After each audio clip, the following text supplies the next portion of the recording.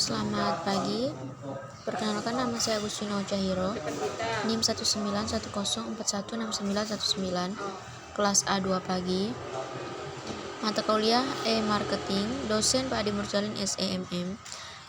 Di sini saya akan menjelaskan ringkasan di bab 2, yaitu tentang thing.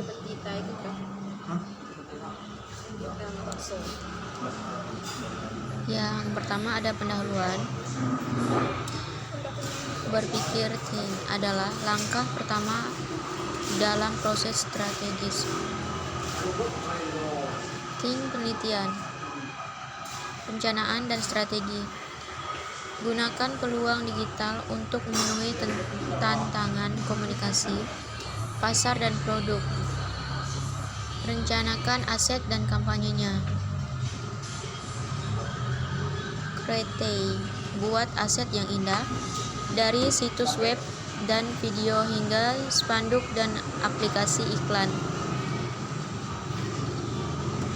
Engage, gunakan saluran untuk mengarahkan lalu lintas ke aset tersebut dan bangunlah hubungan dengan pelanggan. Optimis, lacak dan analisis untuk memahami kinerja aset dan kampanyenya. Dapatkan wawasan untuk meningkatkan dan menguji aset dalam dan kampanye. Strategi pemasaran digital.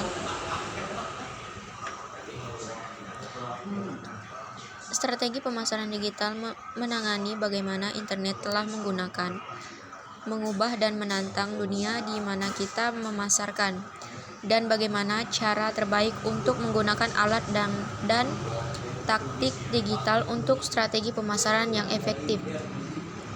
Strategi pemasaran konten, menjabarkan blok bangunan untuk secara efektif menggunakan konten, bukan iklan, untuk menjangkau khalayak. Yang kedua, pendahuluan.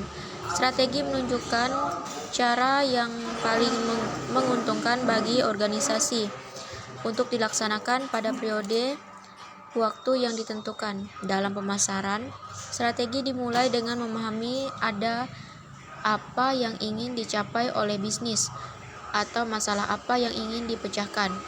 Yang ketiga, apa itu pemasaran? Pemasaran adalah penciptaan dan kepuasan permintaan untuk produk atau layanan Anda. Jadi semuanya berjalan dengan baik.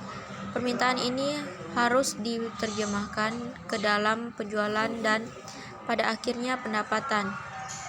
Apa itu pemasaran digital? Pemasaran digital mendorong penciptaan permintaan menggunakan kekuatan internet dan memenuhi permintaan ini dengan cara-cara baru dan inovatif.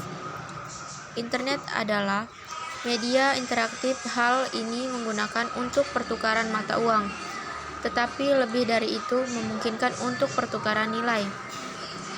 Bisnis di internet dapat memperoleh nilai dalam bentuk waktu, perhatian, dan advokasi dari konsumen. Bagi pengguna, nilai dapat ditambahkan dalam bentuk hiburan, pencerahan, dan utilitas. Pemasaran konten adalah salah satu cara ampuh untuk menciptakan nilai. Kebaikan dari transaksi adalah apa yang penting di sini dengan kata lain, pertukaran adalah jalan kedua arah yang memberikan manfaat bagi kedua belah pihak secara bersamaan. Yang kelima, memahami strategi pemasaran. Ada dua hal yang perlu diperhatikan dalam memahami strategi pemasaran: strategi bisnis dan merek. Strategi pemasaran berikut adalah beberapa pertimbangan dan alat untuk melakukan analisis situasional merek Anda: memahami lingkungan, memahami bisnis, memahami pelanggan, dan memahami pesaing. Yang keenam, strategi pemasaran digital. Strategi pemasaran digital dibangun berdasarkan dengan mengadaptasi prinsip-prinsip pemasaran tradisional, menggunakan peluang dan tantangan yang ditawarkan oleh media digital. Strategi pemasaran digital harus terus berulang dan berkembang karena internet memungkinkan umpan balik dan pengumpulan data yang hampir instan. Pemasar digital harus terus mengoptimalkan dan mengingatkan upaya pemasaran online.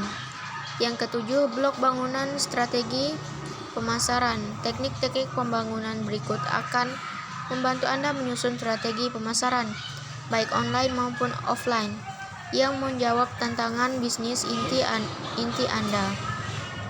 Analisis 5 kekuatan protein. 4. P. Analisis SWOT. Sekian dari saya, terima kasih.